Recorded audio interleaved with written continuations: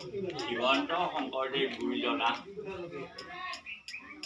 নগাঁৱৰ আলিপুখুৰী নামৰ ঠাইত ঈশ্বৰে অৱতাৰ ধাৰণ কৰি এই অসম তথা বিশ্বৰ দৰবাৰত একশৰণ হৰিনাম ধৰ্মৰ যি ব্যৱস্থাৱলী এই ব্যৱস্থাৱলী প্ৰচাৰ প্ৰসাৰ কৰি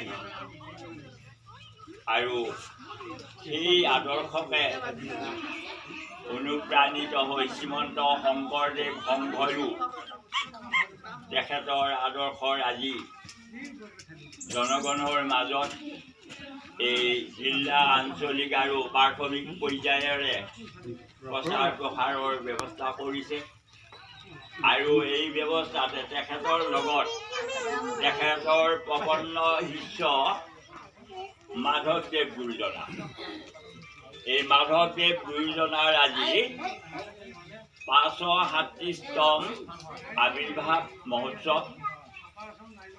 এই এখেতৰ জন্ম হৈছিল তাৰিখটো মই পাহৰিছোঁ হ'লেও এই আজিৰ পৰা 537তম অৰ্থাৎ বৰ্তমান চনটো যদি 537 বিয়োগ দিয়া যায়, বিয়োগ দিলেহে জন্ম চনটো ওলাব, সেইটো আৰু কৰিব নাযাওঁ। গতিকে তেখেত এই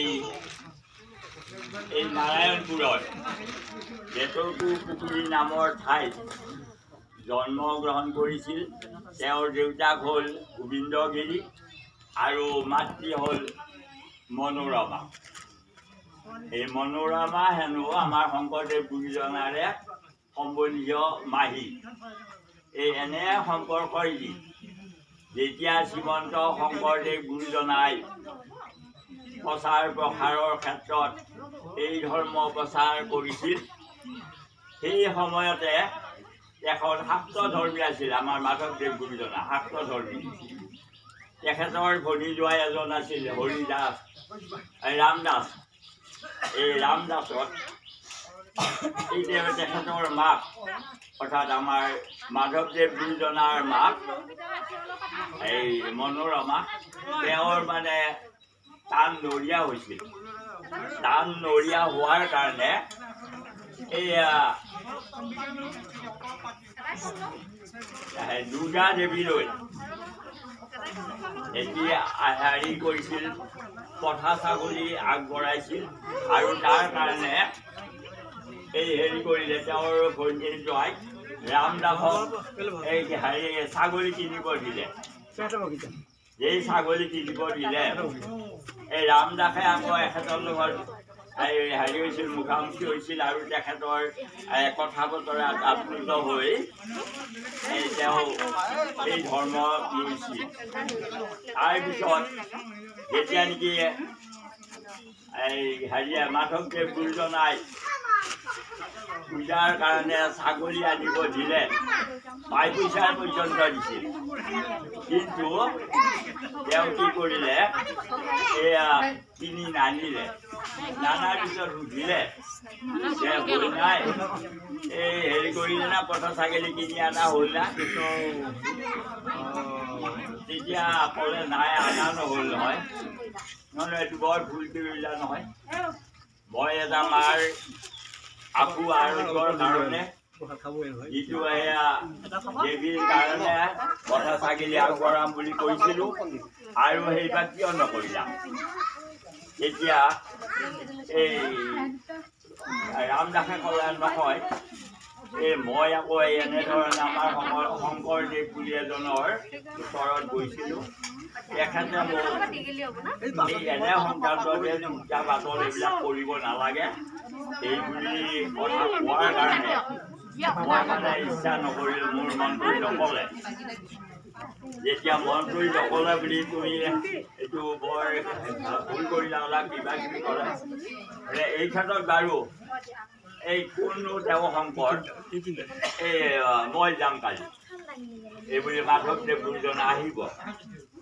আহি তেখেতে ৰামদাসে লৈ গৈ এই শংকৰদেৱ গুৰুজনা তাতে বহি থাকোঁতে এই তেওঁ কি কৰি ল'বৰ কাৰণে মাধৱদেৱে এই দূৰতে তেওঁক দেখা পালে। দেখা পাই শংকৰদেৱ গুৰুজনাৰ দেহৰ লাৱণ্য আদি দেখি তেওঁ এই আহিয়ে এই সেৱাটো ল'লে আৰু ৰামদাসেও ল'লে। লোৱাৰ পিছত মানে কথাখিনি এই পৰিচয় ল'লে যে কোন ক'ত কি কেনেধৰণৰ। শেষত যায় তেওঁ বিদুৰ্গ পণ্ডিত আছিলে হেৰি মাধৱদেৱো, তেওঁৰ কাজিয়া লাগিল। কাজিয়া মানে তৰ্ক লাগিল, এই শাস্ত্ৰৰ বিষয়ে তৰ্ক। এই শাস্ত্ৰৰ তৰ্কত শেষত কটাকটি হৈ আছে বিভিন্ন ধৰণৰ। শেষত এটা কথাত যে এই গছৰ গুৰিত পানী দিলে এই পানী সকলোৱে পায়, অৰ্থাৎ ডাল পাত ফল মূল সকলোৱে পায়। যেতিয়া এই কথাটো ক'লে শংকৰদেৱ গুৰুজনাই, মাধৱদেৱ গুৰুজন মানে অবাক হ'ল। তাৰপিছত যেই নেকি সেয়া তেওঁ পৰাস্ত হ'ল, হৈ পেলাই তেওঁ এয়া সেৱা দি লৈছে দ্বিতীয়বাৰ। তেতিয়া গুৰুজনাই সুধিলে, মাধৱবা এয়া তুমি প্ৰথম মোৰ ওচৰত আহোঁতে এটা সেৱা লৈছিলা, এতিয়া আকৌ এইটো সেৱা কিয় ল'লা? প্ৰভু মই এই আপোনাৰ যিটো নেকি মত, সেই মতটো সমৰ্থন কৰি আপোনাক মই শৰণ লৈছিলোঁ। এই তেনেধৰণে তেওঁ কি কৰিলে, শৰণ ল'লে। শৰণ লোৱা অৰ্থাৎ সেৱাটো ল'লে। আৰু তেওঁ এতিয়া সাংসাৰিক জীৱনৰ ক্ষেত্ৰত তেওঁ এই ছোৱালী বিয়া পতাৰ উদ্দেশ্যে ছোৱালী ঠিক ঠাক কৰিছিল। এই ছোৱালী কিন্তু জোৰত পিন্ধাইছিল, অৰ্থাৎ আগৰ দিনে চিন কৰা যিটো ব্যৱস্থা সেইখিনি কৰিছিল। কৰিলেও তেওঁ সেইটো বাদ দিলে, একেবাৰে ঘৰুৱা হোৱাত কিবা বিজুতি ঘটিব, এয়া সাংসাৰিক জীৱনত আৰু নোসোমাও এইবুলি তেওঁ এয়া আঙুঠি পিন্ধোৱা ছোৱালীও তেওঁ ত্যাগ কৰি পেলা শংকৰদেৱ গুৰুজনাৰ এই ধৰ্ম প্ৰচাৰৰ ক্ষেত্ৰত মনে প্ৰাণেহে খাটিলে। এইজন শংকৰদেৱ গুৰুজনা অৰ্থাৎ মাধৱদেৱ গুৰুজনা। এই মাধৱদেৱ গুৰুজনাই এটা কথা কৈছিল যে যিদিনাখন শংকৰ গুৰুৱে কৈছিল এই বৰাৰ পো মোৰ জাবৰ হ'ল, তেতিয়া শংকৰদেৱ গুৰুজনাই ক'লে, অৰ্থাৎ মাধৱদেৱ গুৰুজনাই ক'লে, হেৰি প্ৰভু আপুনি থাকোঁতে ইমানখিনি একেবাৰে আপোনাক কিমান লটি ঘটি কৰিলে, ব্ৰাহ্মণ পণ্ডিতসকলে একে যি ফলা আপোনাক কিমান হাৰাশাস্তি কৰিলে। এনে অৱস্থাত আকৌ আপুনি গ'লে আমি এই গুৰু ধৰ্ম কেনেকৈ বজাই ৰাখিম? তেতিয়া এই কৃষ্ণই যেনেকৈ উদ্ধৱক কৈছিল, এয়া সখী এয়া মোৰ জাবৰ হ'ল, এই যোৱাৰ সময়ত উদ্ধৱে কৈছিল প্ৰভু গ'লেতো আমি কেনেকৈ থাকিম? থাকিবা, এই থাকিবা, মই দি মোৰ নামটো থৈ যাম আৰু এই নামকে তুমি প্ৰচাৰ প্ৰসাৰ কৰি বৰ্তি থাকিবা। ঠিক তদ্ৰূপ এই শংকৰদেৱ গুৰুজনাই ক'লে ময়ো থাকিম। কেনেকৈ প্ৰভু? মাধৱদেৱ গুৰুজনাই ক'লে কেনেকৈ? তুমি এই কীৰ্তন দশম মোৰ মূৰ্তিৰ সমান। মই যে তেনেকুৱা মোৰ কীৰ্তনখন আৰু দশমখনেই ভাগৱতখন, কীৰ্তন দশম মোৰ মূৰ্তিৰ সমান। অকল মই থাকিলে নহ'ব, তুমিও থাকিব লাগিব। কেনেকৈ? ঘোষা নামে শাস্ত্ৰ ভাগ তুমিও কৰিবা, ঘোষা ৰত্নাৱলীৰ মাজে তুমি থাকিবা। সেইকাৰণে সেই প্ৰচেষ্টাৰে এতিয়া যে এইটো গায়, কীৰ্তন দশমৰ শংকৰ গুৰু ৰত্নাৱলী ঘোষাৰে মাধৱ গুৰু।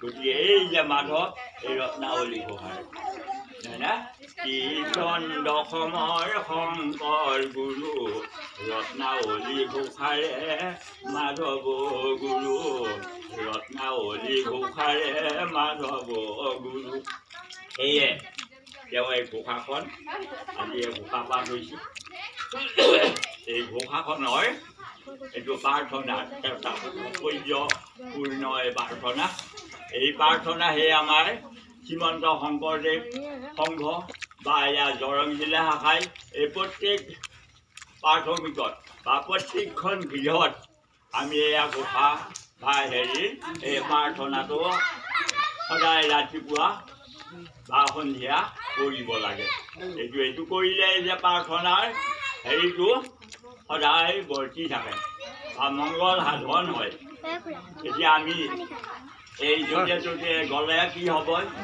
এতিয়া আমি নামঘৰত সোমাই ঈশ্বৰৰ অৰ্থে এই যে আমাৰ যিখন